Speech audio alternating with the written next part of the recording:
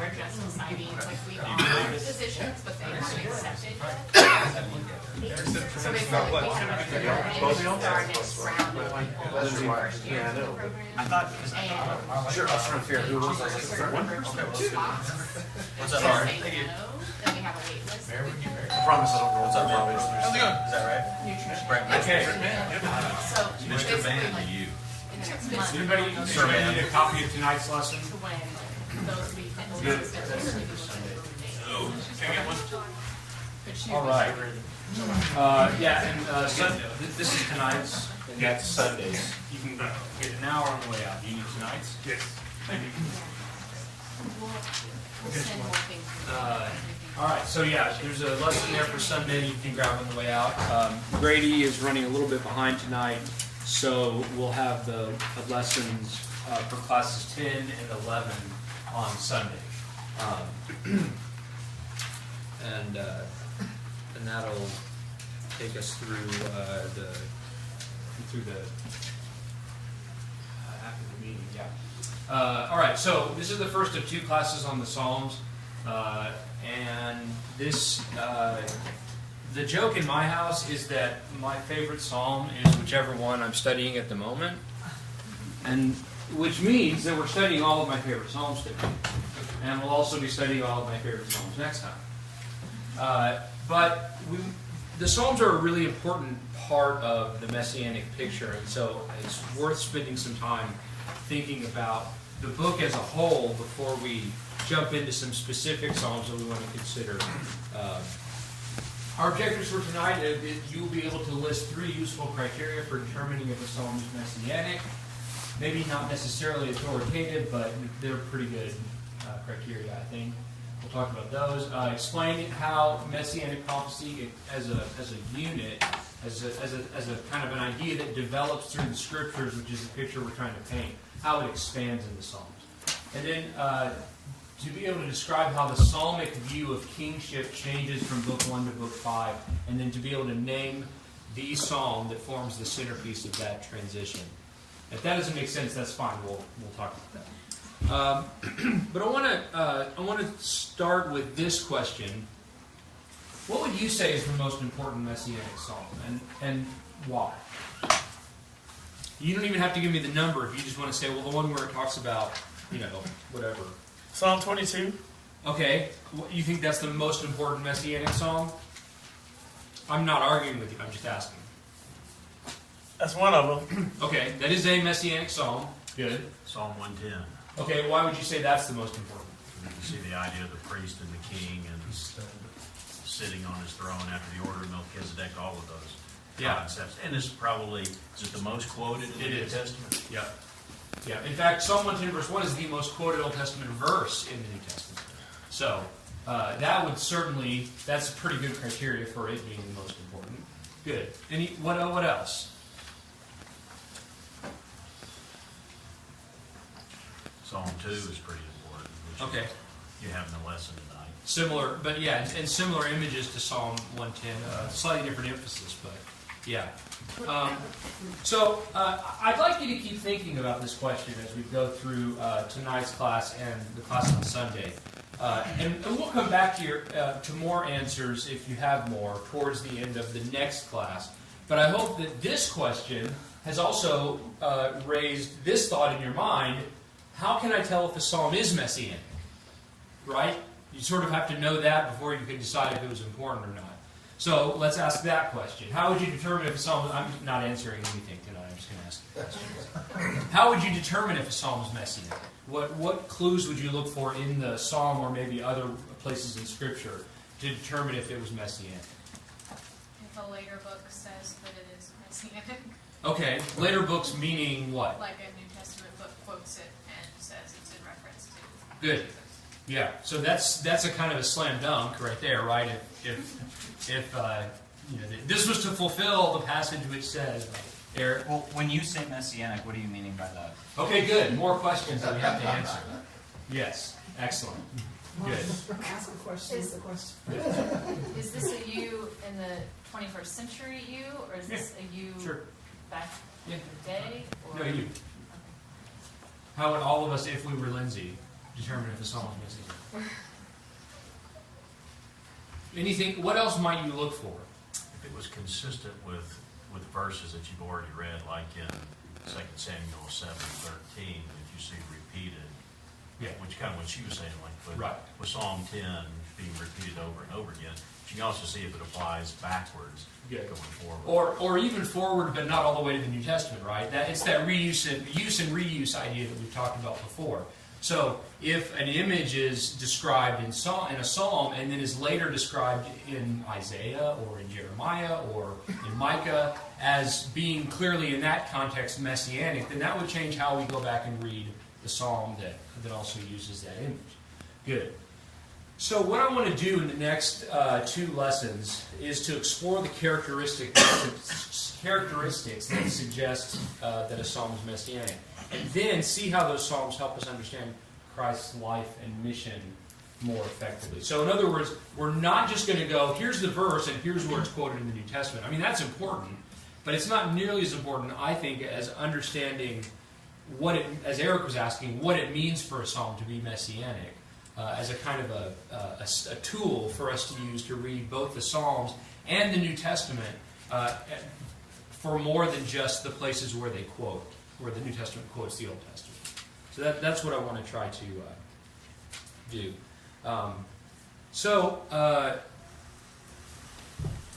We've looked at this slide many times, and what we're going to see tonight, so we've been for the last 2 classes in this period, and we're going to go back to that when we talk about Isaiah. But today we're mostly in this period, and I say mostly because we're actually going to look at some psalms that happen like down here. But What are you talking about? What are you pointing at? sorry, it's the periods of messianic prophecy that we've talked about. So we're mostly going to be talking about the early kingdom period in the Psalms, and I think you'll see by the end of class why I group the Psalms in this early kingdom period. But we are going to look at some Psalms that, in terms of date, certainly are a part of the later kingdom period.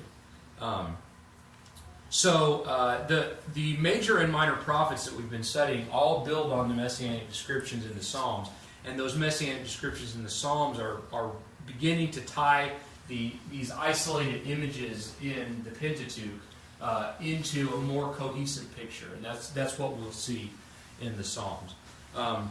So let's talk a little bit about the place of Psalms in Messianic Revelation. One of our objectives is to kind of see how Messianic Revelation changes in the Psalms, and this is really that's what this is about. The Psalms begin at a moment in Israel's history when the national consciousness, I think, demonstrably shifts to the seed promise.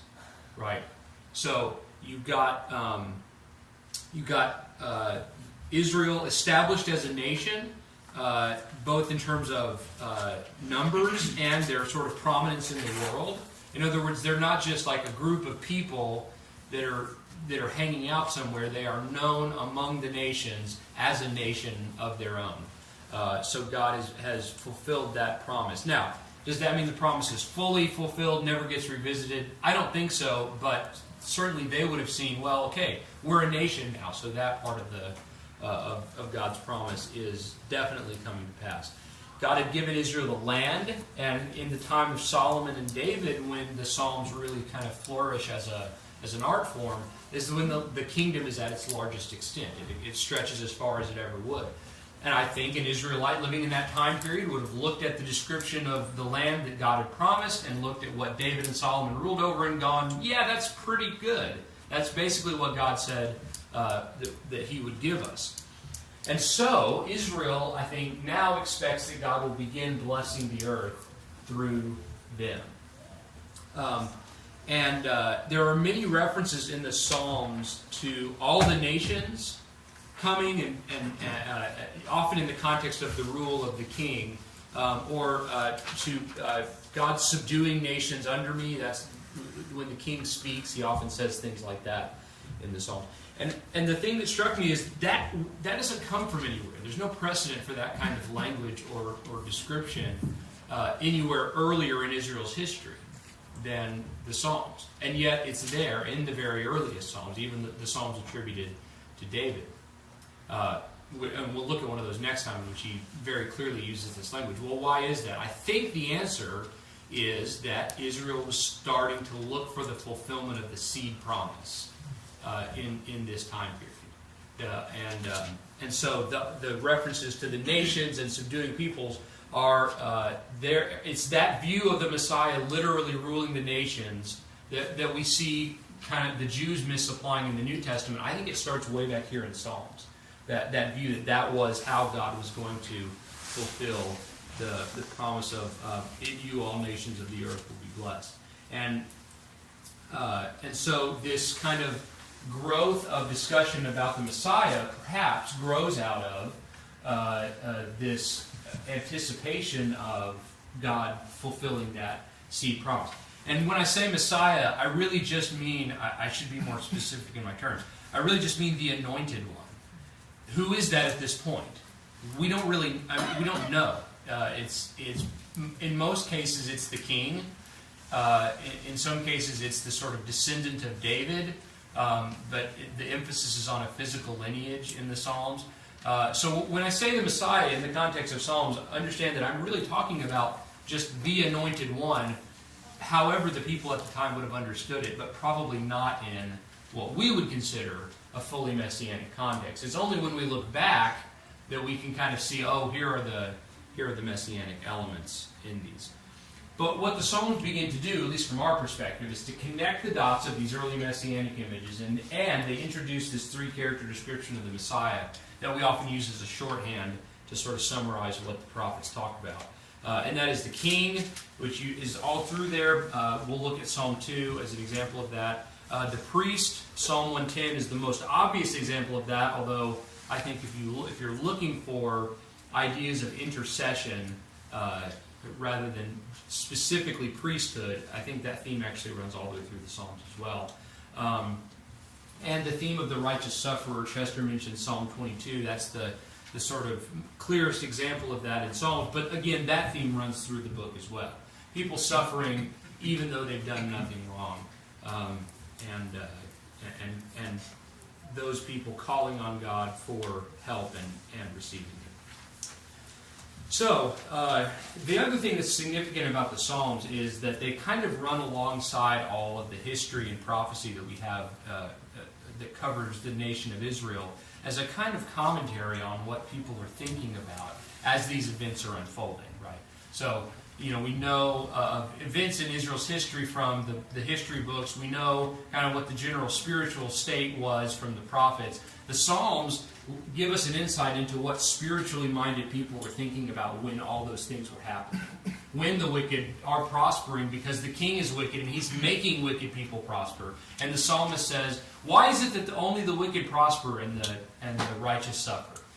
There's a context for that, and the Psalms provide us with some of that commentary. And because they cover so much of Israel's history, they contain a record not just of like how they're feeling, but actually of shifts in Israelite thought about lots of things, not least of which is the Messiah and his role, especially the kingship element of that messiahship. And again, in Psalms, the kingship and Messiah are kind of inextricably linked. But from our perspective, what we're seeing is a change in the way they think about kingship in general that creates a place for the Messiah. And I hope you'll see that as we go through the class. Okay. So let's talk about what it means to be a messianic psalm. So a messianic psalm, or a psalm could be messianic in two. I want to back up. Forget that for a second. You may have heard of like genres of psalms, right? That kind of like they fit into these categories of more or less how the psalmists are feeling, what they're going through, the kinds of thoughts that they express. So you'll probably have heard of like psalms of praise, psalms of lament, imprecatory psalms. We talked about that on a Sunday night not too long ago. Psalms of ascent. These genres where the psalms that are in the genre show sort of similar form and characteristics. Messianic psalms is not a genre, Right? Let's just start with that. It's not a genre. And unfortunately, the Messianic Psalms are sometimes taught that way, which just ignores the genre elements in each of them. And those genre elements are crucial, and we'll see that tonight. But those genre elements, you can't ignore them and make the Messianic Psalms their own genre. So, what we're looking at then is a psalm that has Messianic characteristics in it. And it can be Messianic in two ways. One is that it directly predicts the actions, thoughts, or words of the Messiah with no reference to the life or circumstances of its writer. And we have examples of this in books of prophecy, right? When we looked at Daniel chapter 7 last time, like, what did Daniel take away from that vision? Is like, okay, well, here's what I've got to start doing tomorrow. You know what I mean? Or here's how I see God is working right now in my life. That's a vision for the future. It's a vision of what's going to happen years down the road. And Daniel even ends with that message. It's like, seal it up, it's for later. Don't worry about it. Right? Some people read Messianic Psalms that way. And I think that's a mistake. I think, again, it ignores the genre elements, and it really cheapens God's revelation to say that these Psalms, which are so often these deeply personal records of what God's people thought and felt during very difficult circumstances, it cheapens them to remove the original writer's experience from the psalm. You need to read it in that context. I would argue you need to read it in that context in order to properly understand the Messianic content, and we'll see that tonight.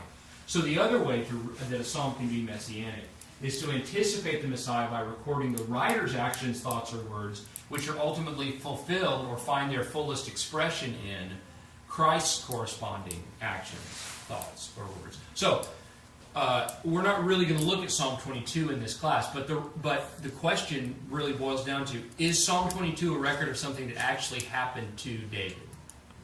And I think the answer is yes. I think it has to be yes. And it's only when you read it that way, then Christ's use of it on the cross actually can start to make sense. Otherwise, David's just sort of, he's writing these deeply personal things about something that's not deeply personal. And I just have a hard time believing that God would require that. Those are basically the two ways that a psalm can be Messianic. Now, if you take this and kind of stretch it a little bit, you can actually make every psalm in the book Messianic, in the sense that Christ is the ultimate fulfillment of all of the experiences and difficulties and triumphs and of God's people. There's a sense in which I think that's true, but we need to be careful with kind of going, well, this is clearly talking about Christ doing this or that in his ministry. What we're looking for, as I've said several times already in this class, is not a direct correlation, but a use and reuse, an amplification of something that has come before that can only be fully expressed or understood in the context of what Christ did. Okay, so how do we determine if a psalm is messianic? 3 basic criteria, questions you can ask. Does the psalm reference a or the Son of Jehovah? And I put that in there intentionally because sometimes it's not the Son the way we would think of it in a messianic sense. Psalm 2 is an example of that. We'll see. Second one, does the psalm reference David or his descendants? That becomes important because of the promise that God made to David in 2 Samuel 7 about his descendants being on the throne. So if the psalm references David or his descendants, there's a very, very good chance that it contains messianic elements. And then, of course, the easy one, but a vital one, is the psalm quoted by Jesus or the apostles as messianic. That does require a little bit of effort to determine it. Are they quoting it to say that it fulfills that, or are they quoting it because it helps them make their point? And that does happen in the New Testament, but we can have that discussion later. But as I said at the beginning, messianic psalms or psalms with messianic elements appear in many genres, but they do kind of focus around kingship psalms. There's psalms about kings, psalms of the earthly king, that would be the descendant of David on the throne in Jerusalem, or not, as we'll see, and psalms of the heavenly king, that's God. Right, and this is a very short list. It's basically Psalm 47 and Psalms 93 to 100 are psalms of the heavenly king. Now, God as the king shows up all through the psalm, but those are the psalms that really focus in on that element. Okay. All right. Doing okay for time. All right, so here's what we're going to talk about in these classes. Right, this is all introduction, right? So we described Messianic Psalms. We're going to talk about God as Israel's true king and Israel's king as God's son tonight. And those address some of the things we've discussed as features of Messianic Psalms, the genre, Psalms of the heavenly king, Psalms of the earthly king, and this Messianic feature of reference to a or the son of Jehovah. Next time we'll look at David the king and the Psalms that are quoted as Messianic in the New Testament. Okay, so tonight we're going to talk about God as Israel's king first. So you remember one of the most well-known stories in the Old Testament. Israel rejected God as their king in 1 Samuel chapter 8. God says that. Actually, God says it, and then Samuel says it again in chapter 10. It reminds the people, "You've rejected God as your king," and they say, "Oh, we did a terrible." I think it's in chapter 12. Like, "Oh, we did a terrible thing. We've added, to the iniquity of our fathers by demanding a king." And then they sort of say, "Well, let's do it anyway." Doesn't really make sense. But anyway, Israel rejected God as their king, and their sin. I want us to see their sin was not having a king. God had planned for them to have a king. He had laws about kingship in the law that He had given them. That was not their sin. The sin was asking for a king, demanding a king.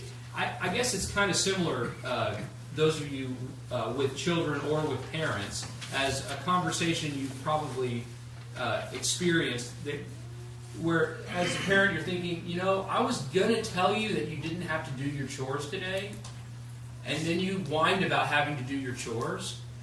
So now giving you the very thing that I wanted you to have anyway now feels like a loss. Feels like I'm losing this battle by giving you the thing I actually wanted to give you, right?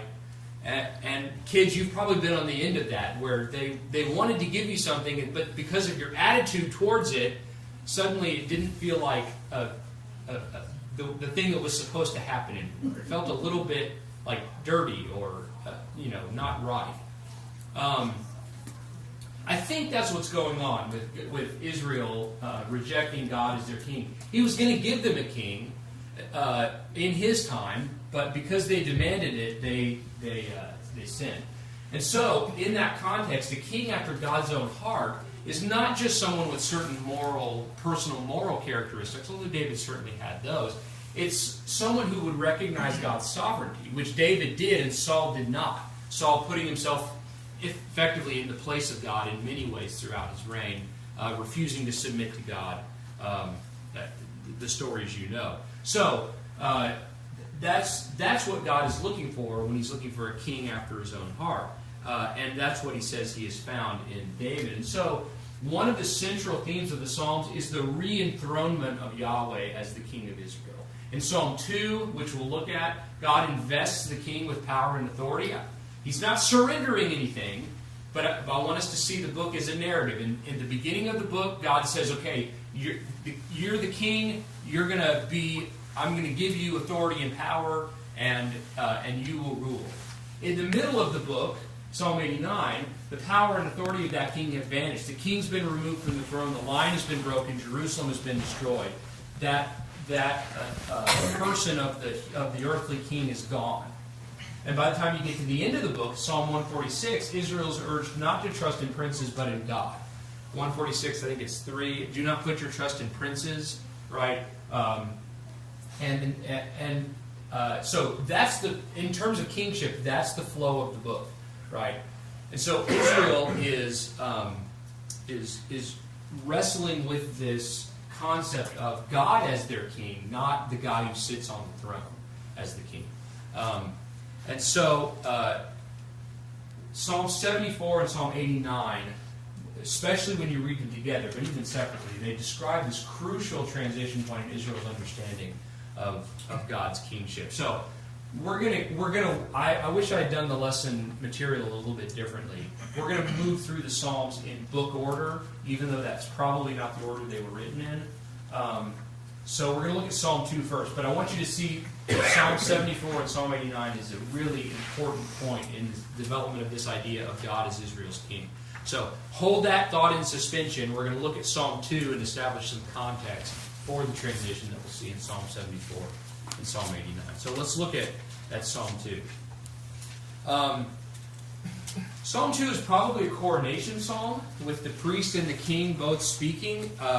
You can, if your Bible puts parts of the psalm in quotes, that's because those are the parts where certain people are speaking. God speaks in the psalm. In a coronation scene, presumably the priest would have spoken for God, seeing as he's God's representative to the people. And then the king speaks. And then someone else, maybe the priest, maybe the writer, I'm not really sure, speaks. But you almost get, as you read the psalm, thinking about those quotations, the parts in quotes, you almost can picture a scene of the king sitting, the king approaching his throne, and when he sits down, he's able to say, "I will tell of the decree of the Lord. He said to me, 'You are my son, today I have begotten you. Ask of me, and I will surely give you the nations as your inheritance.'" I mean, you can kind of see that as a coronation ceremony embedded in the text of the psalm. At least I can. If you can't, talk to me, we'll work it out. But I think it's there. So the king then becomes God's son in this psalm. "You are my son, today I have begotten you." I would argue he becomes the son of God, a son of God, when he is enthroned. I think that's what Psalm 2 is describing. And I think that is the moment at which that happens. If you look at Psalm 89, 27, there's a similar statement. It may even be a quotation or a reference to this psalm. But he says in verse 27, "I will make him the king, my firstborn, the highest of the kings of the earth." But God says, "I will make him that." Well, when is he going to make? He's already alive, or he wouldn't have to make him. He would have been born the highest of the kings of the earth. God says, "I will make him the highest of the kings of the earth." We'll come back to that in just a second. But the king becomes God's son when he is enthroned, and then the king God invests the king with God's authority and power to rule over the whole earth. In verse 8. "Give you the nations as your inheritance, the very ends of the earth as your possession, to judge and administer righteousness." Verse 9, that's the ruling them with the rod of iron that is important in a New Testament context. He gives the king the right to receive homage in verse 12. "Do homage to the Son, that he not become angry and he perish in the way." Right? To receive, effectively, homage in place of God. Right? Not worship, but certainly the honor that would be due to one who is ruling. The king is authorized by God to receive. And, importantly, he's also authorized to administer mercy at the end of verse 12. "How blessed are all who take refuge in him." The king does have a responsibility to show mercy, and I think it's significant that the psalm ends with that point. Okay, so I'm going to pull this into the New Testament in just a second, but before I do that, anything else about this psalm that you observed that you think is important?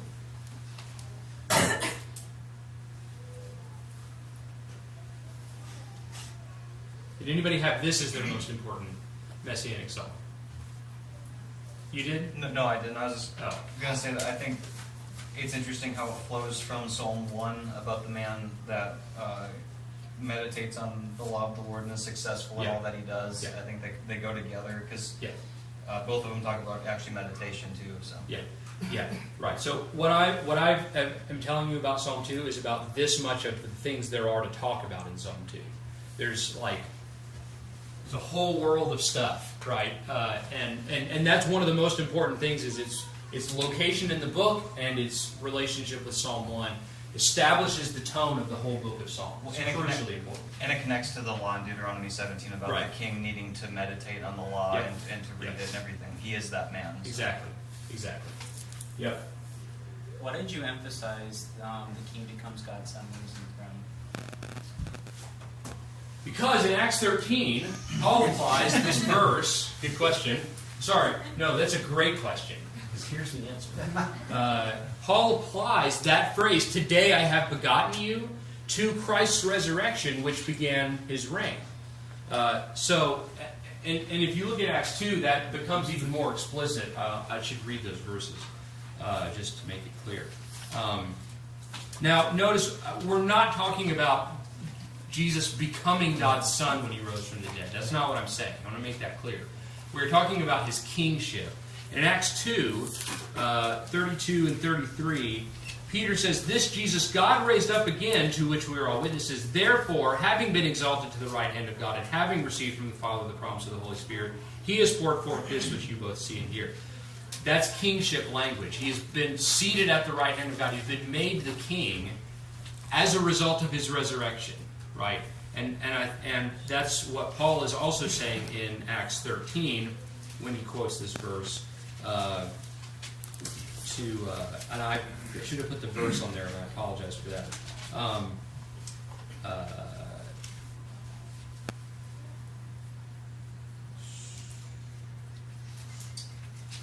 Verse 33. God has fulfilled the promise to our children, in that he raised up Jesus, as it is also written in the second Psalm. "You are my son, today I have begotten you." So the begetting seems to have clear reference to the resurrection, and the resurrection and the ascension to the throne is what inaugurated Christ's kingship. You can read in 1 Corinthians, there's more about that there, right? So, the point that I want to make here, another thing is the apostles understood that all of Psalm 2 was about Christ's assumption of rule. If you read Acts 4, the prayer that they offer, they basically pray Psalm 2. And part of the point of that is they say that the nations being in uproar, the peoples devising against the vain thing, taking their standing, and the rulers take counsel together in the Lord. They say that's a description of what the rulers did to Jesus. They understand both the context in which a coronation in a physical kingdom would take place. There's uncertainty about who's going to be the king. There's turmoil on the borders as maybe new kings are going to try to move in and take over. In that context, you anoint a king and you say, God has made this king his son, everything's going to be okay. In the same way, the apostles say, it's exactly what happened here. There was turmoil, there was confusion, there were attempts to undermine God's authority, but God has anointed his son and exalted him to his right hand. So the point really is that, there's a verse, or there are some verses in Psalm 2 that are quoted in the New Testament, but the whole psalm is messianic. And if we just focus on the verses that are quoted in the New Testament to prove that Jesus is the Messiah, we miss great insight into how God's kingdom came into being, which is this pattern that the wicked always reject God. Think of Israel asking for a king, and God establishes his chosen ruler. He puts David in place of Saul. Do you see how that works? This psalm works just as well in the context of David's coronation as it does in the coronation of Christ, or in the coronation of Solomon, or in the coronation of Hezekiah. You see what I'm saying? This is a pattern that we're establishing here, of which Christ is the ultimate expression.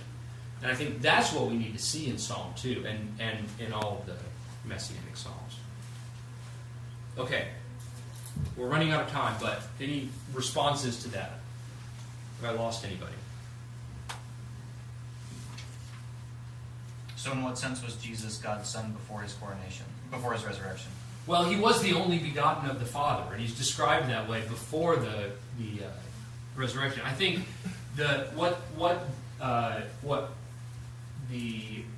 language in Psalm 2 is about someone who is not the Son of God becoming the Son of God by virtue of his kingship.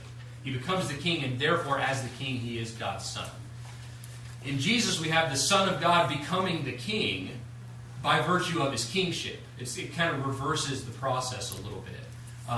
But there is still a coronation process which he has to go through, which is his death and his resurrection and his ascension to the Father. Does that make sense? Okay. This is a good question. Okay, so let's talk about Psalm 89 and 74. These are crucial, and I want to make sure we address them. These psalms wrestle with the meaning of the destruction of the temple and of Jerusalem during the Babylonian captivity. You can read. I would encourage you to read Psalm 74 if you haven't done it. It's a very graphic description of the destruction of the temple. I don't mean graphic in an inappropriate sense. I just mean he's using really tangible language to describe the destruction of the temple, swinging axes in the sanctuary, and things like that. Honestly, to me, Psalm 74 sounds like it was written by somebody who watched the temple be destroyed. I mean, it's got that kind of immediacy to it. And so, having watched that, you can see why he's wrestling with, what does this mean? Why is God doing this to us? Psalm 89 asks what God is doing since all of the promises to David have failed and his chosen nation has been cast off. Psalm 89 begins with this wonderful soaring praise of God and this beautiful recounting of all the promises to David and everything that God had done in providing for the Davidic line and in disciplining them and in nurturing them. And then, really about 2/3 of the way through the psalm, he just says, now you've just cast us off. And then he goes back through and he shows how God has broken, one way of describing it, every single promise he had made to David. Right? About there's always going to be someone on your throne. Well, they're gone. The king's dead. There's always going to be, a ruler in Jerusalem. Well, Jerusalem's destroyed. It's a pretty striking psalm if you've not read it, to kind of think, okay, how could you say that? And so the psalmist's conclusion, it's in Psalm 89, is, how long is this going to last? Does God even care that his king has been destroyed and his name is dishonored? That's how it ends. The other thing I want you to see is, if you, it's the next page in my Bible, but if you look at the bottom of Psalm 89, you probably see it says Book 4 underneath. For a while, probably for the whole Babylonian captivity, that was the last song in the book. Like, that's how it ends. They always say end on an upbeat song. They didn't do that. I mean, you kind of want to it's dark. And he's asking hard questions. Because, in some ways, he's observing things accurately. The Davidic line has been broken. The temple has been destroyed. All of God's promises, including maybe even some of the promises to Abraham, seem to have been broken. Or at least the fulfillment of them has disappeared from sight. The writer of Psalm 89, I think, shares a common view of the Davidic line and promise that because of his promises to David, God is bound to fulfill the seed promise through their physical rule. You see that belief in the New Testament as well, in a slightly different form. But I think the psalmist in Psalm 89 that's the fundamental issue he's wrestling with. You promised, God, that David's line would rule, and I think the implication is that through them all the nations would be blessed, and that hasn't happened. So that's really depressing. So for a little bit of hope, let's go over to Psalm 74. Psalm 74, as I've already said, addresses the same thing, and in some ways, Psalm 89 sounds like someone already in Babylon, like one of the first wave of deportees, who hears about it and is going, you know what this means, right? It means that the Davidic line is over. Psalm 74, as I've said, sounds like somebody who was standing there when it happened. And yet, the psalmist in Psalm 74 offers himself a little bit more hope and comfort in this terrible situation. So he looks back to God's work in creation to remind himself God is powerful, even though he doesn't seem to be working now. He is powerful. And he also references the Abrahamic covenant in verse 20. Consider the covenant. And it seems, it's possible he's referring to the Mosaic covenant, but I think it's more likely he's referring to the covenant with Abraham when he says, remember the covenant. In other words, God, remember that you chose us to be your people. I think that's what the psalm is. It is wanting God to remember, because that's the foundation. It's all through the prophets too. That's the foundation of God delivering his people, is the promise that he made to Abraham. And so the psalmist's conclusion, he's got this wonderful transition. I think about this verse a lot. Verse 12, all these terrible things have happened, verse 11 verses. Verse 12, yet God is my king from of old. That's significant for two reasons. One, obviously, because he is turning to God for hope and comfort in a terrible situation. That's important for all of us. The other thing that's important is he understands just as well as the writer of Psalm 89 does that the Davidic line has failed. But who does he call the king? It's not whichever one, Zedekiah, was the last king. It's God. God's the king of Israel.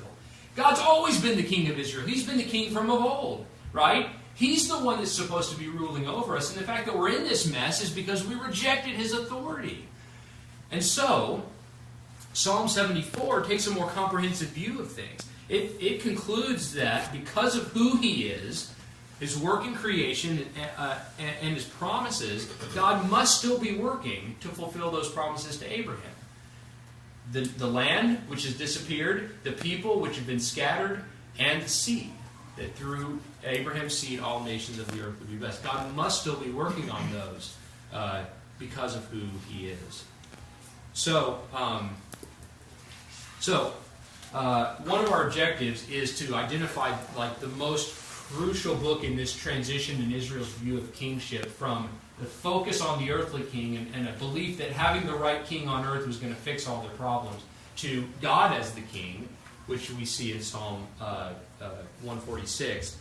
Psalm 89, I think, is the crucial book in that, or the crucial turning point in the book. Because of its dark outlook, it represents a real low point in Israel's history. It's a time when everything seemed to be, and really was, going wrong. And we have the sort of other side of that, the more hopeful, optimistic view in Psalm 74. But Israel needed to have the dark moment of Psalm 89 in order to fully realize that God was their king. In order for the conclusion of Psalm 74 to make any sense, you have to have Psalm 89. And so I think Psalm 89 is the most critical book, critical psalm in the flow of the book regarding kingship. Because of how it helps us to see that Israel was forced to trust in God's kingship, not the Davidic kingship. The book of Psalms narrates this transition really from beginning to end. And that's why it's significant, I think, that Psalm 89 is book 3, because it's literally that final stamp that says, okay, that's the truth, go deal with it. And to their credit, Israel does. And we see that in Psalm 99. Psalm 99 is part of the Yahweh Malach Psalms, which if you don't speak Hebrew, which I don't, can be translated two ways, which are significant for our discussion. It can be translated as Jehovah is king, meaning like he always has been, or it can be translated Jehovah has become king, which is significant given where these are in the book, except for 47. They are after this low point of Israel's history when Israel is making God king again. Not that he ever wasn't, but they are respecting him, they are honoring him, they are serving him as the king. So God has become king again in Israel. And so he rules as king in Israel in Psalm 99, and that language really runs all the way through it. He's enthroned, but it's not an earthly throne, it's above the cherubim. That's a reference to a description of an earthly throne, but that's not the point. The point is he's enthroned in heaven. He's in Zion. He rules over all the nations. In contrast to the king in Psalm 2, he doesn't just receive homage, he receives praise as God. He establishes justice and mercy rather than just enforcing it as the king does in Psalm 2. In Psalm 99, God is described as establishing justice and mercy, being the rule setter, the arbiter of what is truly right and wrong. And these verses, I think, are cool. So verses 6 and 7 about Moses and Aaron and Samuel, I think the point, they are figures to help us understand that all of God's ministers in this kingdom are highly qualified and obedient. So he's got the best to serve as his priest and the best to serve as his messengers in Moses and Aaron and Samuel. So this is a kingdom that, unlike the kingdom of Judah, was bound to succeed. But in order for Israel to have these blessings that God intended and promised, God himself had to be their king. As long as Israel placed even the slightest confidence in the actual Davidic line, the physical line, reigning on a literal throne, it was going to be impossible for them to see God as their king. It was a set of blinders, because it's right here, it's all I can focus on, and I can't see this larger truth that's out here. So God, in the Babylonian captivity, takes the blinders off so they can see God is my king. By cutting off the Davidic line, at least from the throne, if not from existence, God was helping Israel see who was really the source of their hope. God was their king, and any king God appointed was, at best, a son of God. Christ receives these two offices by coming in the flesh as the only begotten Son of God. After he died, he rose to reign as the King who is God and the Son of God. So, since they narrate, one last thing, since they narrate this important moment of realization about the nature of kingship for Israel, and they make true kingship in Israel something that only Christ can attain, I would argue that Psalms 89 and 74 and 99 are all messianic, even though they're not actually quoted in the New Testament. So it's